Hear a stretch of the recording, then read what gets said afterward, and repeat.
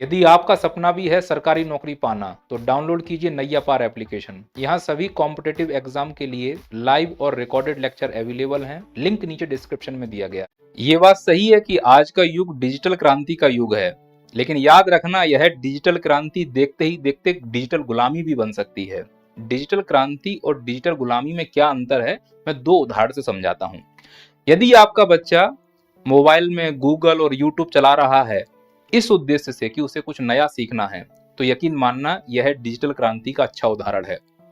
लेकिन यदि आपका बच्चा मोबाइल दिन भर चलाता है, उसमें रील्स देख रहा है, पबजी खेल रहा है, समय की बर्बादी कर रहा है, तब आपका बच्चा डिजिटली रूप से गुलाम हो चुका है। इस चीज को स्वीकार कर लीजिए। तो ये अंतर है क्रांति और गुलामी में।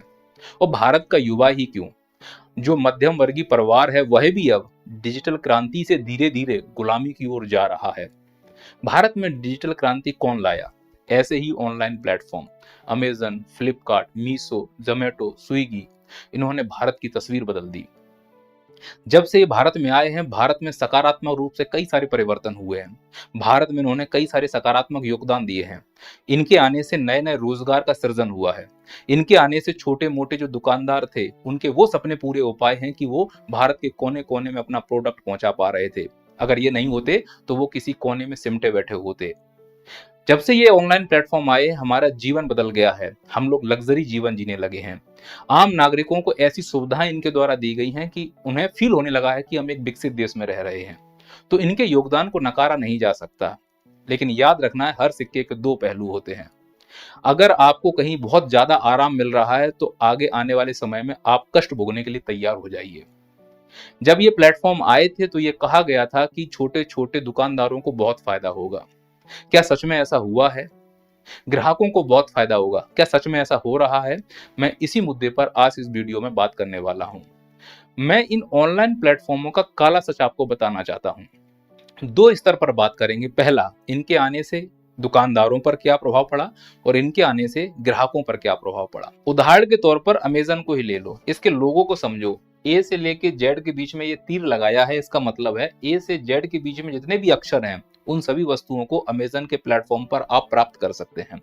मालिक हैं ये अमेजन के। भाई की मुस्कान देखो, कहीं नजर ना लग जाए। ये हंस के नहीं देख रहे हैं, ये हम लोगों को देख के हंस रहे हैं कि हम लोग कितने मूर्ख हैं, लग्जरी के चक्कर में बेवकूफी की तरफ बढ़ते जा रहे हैं। सबसे पहले दुकानदारों को क्या नुकसान होगा, उस चीज के लिए समझिए। इस ऑनलाइन ट्रेड को जब भारत में लाया गया तो ये कहा गया था कि आप इसमें कोई ट्रेड नहीं करेंगे। भारत के छोटे मोटे व्यापारी ही इसमें ट्रेड कर पाएंगे। इन्होंने स्वीकार कर लिया और भारत के ट्रेडरों ने इसमें जाकर अपना खाता भी खुलवा लिया और इसमें लिस्टेड होने लगे, रजिस्टर्ड होने लगे। तो शुरू में जो रजिस्टर्ड हुए उन्हें फायदा भी हुआ। तो बचे हुए जिन्होंने रजिस्ट्री नहीं की थी, वो भी इसमें जाकर रजिस्टर्ड होने लगे। जब यह प्लेटफॉर्म स्वीकार हो गया, सब जगह इसका काम चलने लगा, तब इस प्लेटफॉर्म ने अपना रंग दिखाना शुरू किया। अब चूंकि इनसे तो कहा गया था कि आप कोई भी सामान खुद से नहीं बेचेंगे, तब ऐसी कंडीशन में क्या हुआ, फिर इन्होंने पार्टनरशिप करना शुरू की और पार्टनरशिप की क्लाउडटेल के साथ। यह नारायण मूर्ति की कंपनी है, इन्फोसिस वालों की। उनके साथ टाई अप किया कि आप इस प्रोडक्ट को मेरे प्लेटफॉर्म पर बेचिए, हम आपकी कंपनी को प्रमोट करेंगे। तो इन लोगों की पार्टनरी हुई, जो भी प्रॉफिट शेयर हुआ होगा वो हुआ होगा। और ये जो क्लाउडटेल कंपनी है, इनकी पार्टनरशिप हुई है। आज अमेजन पर जितना भी ट्रेड हो रहा है, जो भी शॉपिंग हो रही है, उसका लगभग 35% अकेले ये वाली कंपनी होल्ड करती है। और बचा हुआ जो 15 से 20% है, वो एप्रियो नाम की कंपनी है, जो अमेजन के साथ टाई अप किया हुआ है। तो 10 लाख में से लगभग 9.5 लाख से भी ज्यादा छोटे मोटे जो दुकानें जुड़ी हुई हैं, उनको कोई ज्यादा लाभ नहीं हो रहा है। जिनको लाभ हो रहा है वो लाभ लेके निकलते चले जा रहे हैं। तो पहला नुकसान छोटे दुकानदारों को ये हुआ है कि क्लाउडटेल, एप्रियो जैसी बड़ी कंपनी जो कि अमेजन के द्वारा टाई अप है, वो अपने ही सामान को प्रोड्यूस करवा रही हैं और इसके अलावा प्रोडक्ट की कॉपी भी करवा रहे हैं। पता नहीं प्रतियोगिता आयोग कहाँ सोया हुआ है। इससे छोटे मोटे दुकानदारों को बहुत नुकसान हो रहा है। तो पहला नुकसान आपको समझ में आया। दूसरा नुकसान ये है कि जब कोई सेलर इस अमेजन में जाके अपने अकाउंट को लिस्टेड करता है अब ऑनलाइन फ्रॉड तो आपको मालूम ही है, आप जो भी एप्लीकेशन डाउनलोड करते हो उसमें पूरी आपकी इंफॉर्मेशन वहां तक पहुंच जाती है।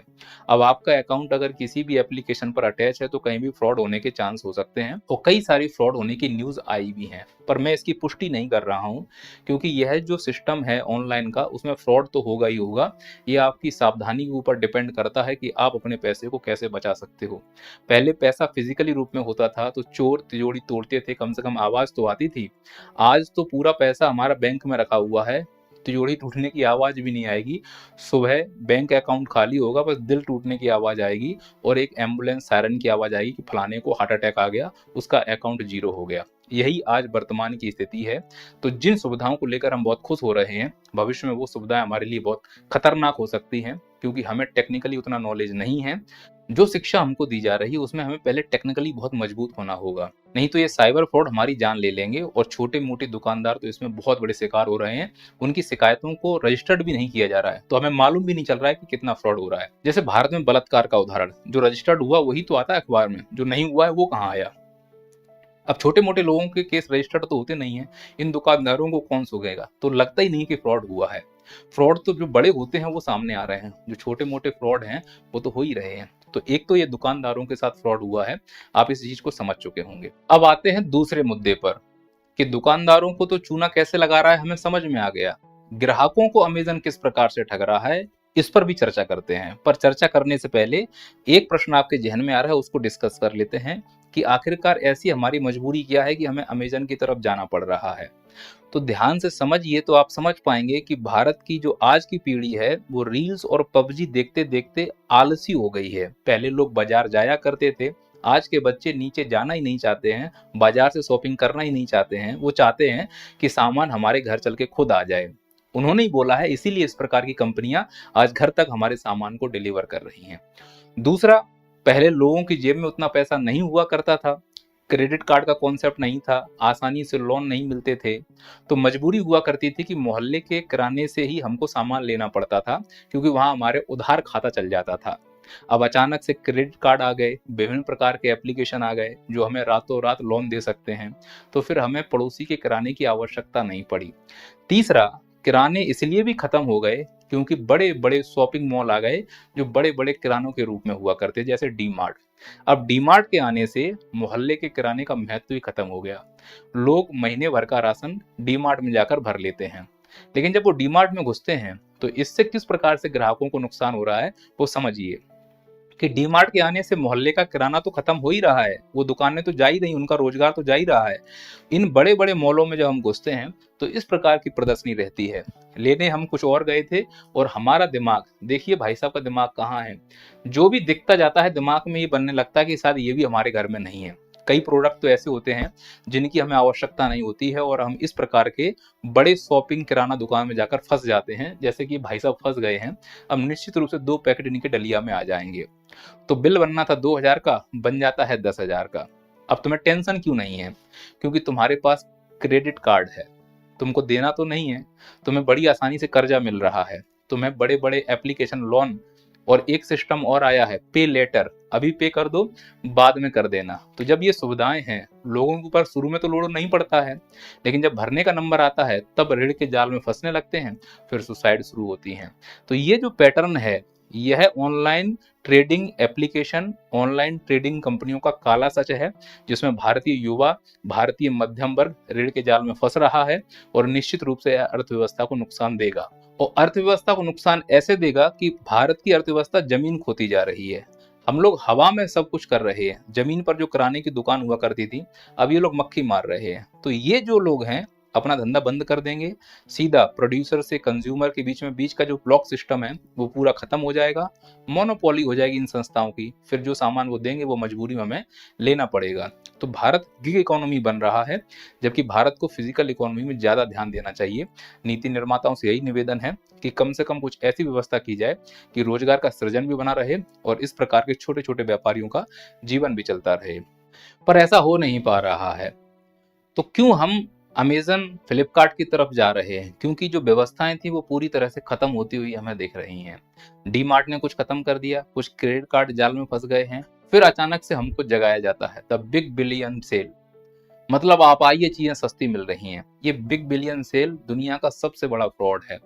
पहला फ्रॉड आर्टिफिशियल प्राइस इसमें कंपनसेट होती है, यानी वास्तविक प्राइस की कीमत पहले 40,000 थी, सेल शुरू होने के समय उसको हम 45,000 कर देते हैं, फिर 5,000 का डिस्काउंट दे देते हैं।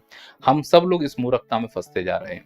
अगर कोई प्रोडक्ट सस्ता है तो या तो वो निम्न क्वालिटी का है, या फिर उसमें कोई टूट फूट हुई है, या फिर वो आउट ऑफ स्टॉक हो चुका है, इसीलिए वो सस्ता है। ये बात सही है कि बिग बिलियन सेल कई मायनों में अच्छा भी है कि हमें सस्ता सामान मिल जाता है, सभी सामान खराब नहीं होते हैं, इस चीज को मैं स्वीकार करता हूँ। लेकिन जो स्वीकार हम कर रहे हैं आराम को, ये भविष्य में नुकसानदायक है। मेरा फोकस इस चीज के ऊपर है कि हमें आखिरकार इसकी आवश्यकता क्या है, क्यों हम इन सस्ती चीजों के चक्कर में भविष्य नहीं देख पा रहे हैं। जो इकोनॉमी का चक्र टूट रहा है इससे, वो हमें दिख नहीं रहा है, और हम ऋण के जाल में फंस रहे हैं, वो हमें दिख नहीं रहा है। याद रखना, ये अमेजन, फ्लिपकार्ट जैसी संस्थाएं हम ग्राहकों का दो प्रकार से शोषण करती हैं। पहला, आर्थिक रूप से। पे लेटर वाला कॉन्सेप्ट याद करो कि आप पहले खरीद लो, बाद में पे कर देना। आप ऋण के जाल में फंस रहे हो, आर्थिक शोषण हो रहा है आपका। आर्थिक शोषण ऐसे भी हो सकता है कि आपने कुछ पैसा दिया, नकली प्रोडक्ट भेज देते हैं। आर्थिक शोषण ऐसे भी होता है कि प्रोडक्ट आया, डैमेज था, आपने वापस किया, पैसा नहीं आया। अमूमन पैसे वापस होते हैं, लेकिन अधिकांश केस देखे गए हैं 45% की पैसा अटक जाता है। तो इस प्रकार से हमारा आर्थिक शोषण हो रहा है कि हम ऋण में के जाल में भी फंस रहे हैं। कभी कभी नकली वस्तुएं भी आ जाती हैं, फटा पुराना कपड़ा भी भेज देते हैं, डैमेज चीज भेज देते हैं, रिफंड करें तो पैसा भी अटक जाता है। और इससे बड़ा है मानसिक रूप से शोषण हो जाना। मानो आपके बच्चे का जन्मदिन आज रात को 12 बजे है और आपने 2 दिन पहले ऑर्डर कर दिया था, और वो आज 10 बजे प्रोडक्ट आना है। बच्चा खुश है कि पापा ने खिलौना मंगाया है, और एंड टाइम पर ये क्या करते हैं, कैंसिल कर देंगे उसको, बोलेंगे अब ये प्रोडक्ट 4 दिन बाद आएगा। तो बच्चा तो बहुत उत्साहित है ना, खुशी है ना। अब उसकी खुशी को मैं कैसे कंप्रोमाइज करूं? रात में तो कहीं जा नहीं सकता, बच्चे को समझा नहीं सकता, बच्चे तो बच्चे हैं।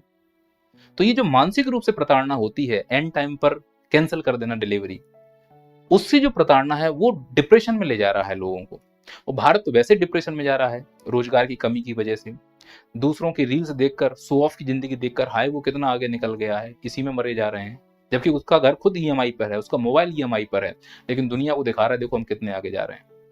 तो ये जो big billion sale, Flipkart, Amazon, ये सब ऑनलाइन प्लेटफॉर्म इसलिए आगे जा पा रहे हैं क्योंकि हमारा पूरा देश शो ऑफ में फंसा हुआ है। अधिकांश युवा रील्स में जा रहा है, व्हाट्सएप स्टेटस लगा रहा है, उसे नए नए कपड़े पहनने हैं, नई नई चीजें दिखानी है। कहाँ से मिल रहा है? इसी प्रकार के ऑनलाइन प्लेटफॉर्म पर पहले खरीद लो, पैसे बाद में देना, फिर ऋण के जाल में फंसता है, दर दर भटकता है। जब व्यवस्था नहीं हो पाती है तो फांसी लगाता है, और फिर वो व्यवस्था करने के लिए गेमिंग ऐप की तरफ जाता है। तो दूसरी तरफ गेमिंग ऐप अच्छे से प्रमोट हो रहे हैं और बड़ी बड़ी सेलिब्रिटियां उनको प्रमोट कर रही हैं। तो ये डिजिटल क्रांति दुनिया में तो क्रांति है, भारत में गुलामी है, और हम सब लोग गुलाम हो रहे हैं। आप में से कई लोग मेरी इस बात से सहमत नहीं होंगे, लेकिन इस चीज की रियलिटी है कि ये जो ऑनलाइन ट्रेडिंग प्लेटफॉर्म्स हैं, इन ऑनलाइन ट्रेडिंग प्लेटफॉर्म की हदों को हमें निर्धारित करना होगा, और हमें जमीनी स्तर पर इस प्रकार के व्यापार को चलाना होगा। भारत अधिक जनसंख्या वाला देश है, यहाँ ज्यादा मशीनों की आवश्यकता नहीं है, ज्यादा तकनीक की आवश्यकता नहीं है। मशीनों की आवश्यकता वहां होती है जो देश छोटे होते हैं, सिंगापुर। जिनकी जनसंख्या ज्यादा होती है, कोशिश की जाए कि पूरा काम जनसंख्या से कराया जाए। देर से होगा, गुणवत्तापूर्ण नहीं होगा, लेकिन सब अगर संलग्न होंगे तो सबका काम चलेगा। पर कुछ लोगों को अमीर बनाने के चक्कर में इस प्रकार की प्रोसेस की जा रही है, और देश में हो भी रहा है। गरीब और गरीब हो रहा है, अमीर और अमीर हो रहा है, और उन अमीरों की जिंदगी दिखाकर हमारे दिमाग में भ्रम डाला जा रहा है कि देखो हम कितनी लग्जरी जीवन जी रहे हैं। लग्जरी जीवन इस देश का कुछ ही % हिस्सा जी रहा है, बाकी तो सब 80 करोड़ लोग 5 किलो अनाज लेकर जी रहे हैं, तो लग्जरी कहां से रहा?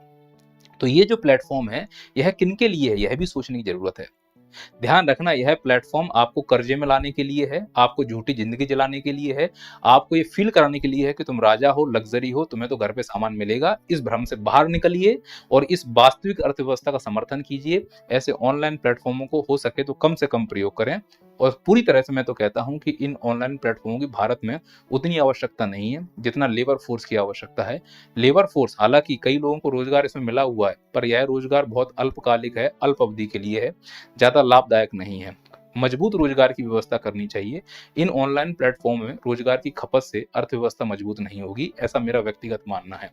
आप लोग अगर और कोई सलाह देना चाहते हैं तो कमेंट बॉक्स खुला है, मार्गदर्शन कीजिए। यदि आपका सपना भी है सरकारी नौकरी पाना, तो डाउनलोड कीजिए नैया पार एप्लीकेशन। यहाँ सभी कॉम्पिटिटिव एग्जाम के लिए लाइव और रिकॉर्डेड लेक्चर अवेलेबल हैं। लिंक नीचे डिस्क्रिप्शन में दिया गया।